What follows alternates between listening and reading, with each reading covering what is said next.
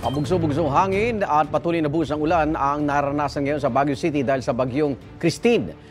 May unang balita live si Sandra Aguinaldo. Sandra!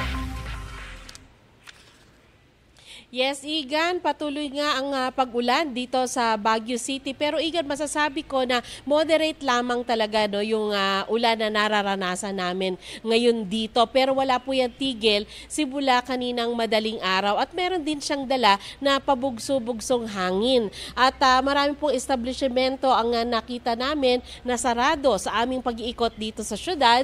Pero meron din po mga nakabukas gaya ng mga tindahan ng pagkain at ilang drugstore. May mangilan-ngilan din tayong tao na nakikita sa kalsada pero kasi pinayuhan sila na kung wala namang mahalagang lakad manatili na lamang muna sa kanilang mga bahay o kung yung mga turista naman ay manatili muna sa kanilang mga hotel. Maluwag din po yung kalsada dahil wala ring pasok ngayon dito yung government offices at mga paaralan. Ayon kay Baguio City Mayor Benjamin Magalong, wala pang naitatalang insidente na may kaugnayan sa bagyong Christine. Magdamag na nag-monitor ang mga kawani ng LGU lalo't meron silang 4 na barangay na binabantayan at posible raw pong magkaroon ng landslide at meron ding 2 lagoon na posibleng tumaas ang tubig at magdulot ng pagbaha. Kahapon nga Igan ay nagsagawa ng clearing operations ang Bureau of Fire Protection at maging ang LGU at kanilang kinuha yung mga basura doon sa mga daluyan ng tubig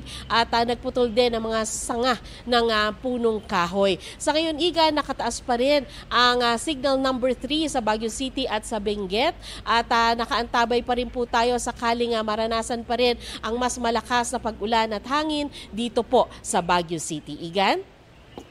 Maraming salamat, Sandra Aguinaldo. Ingat!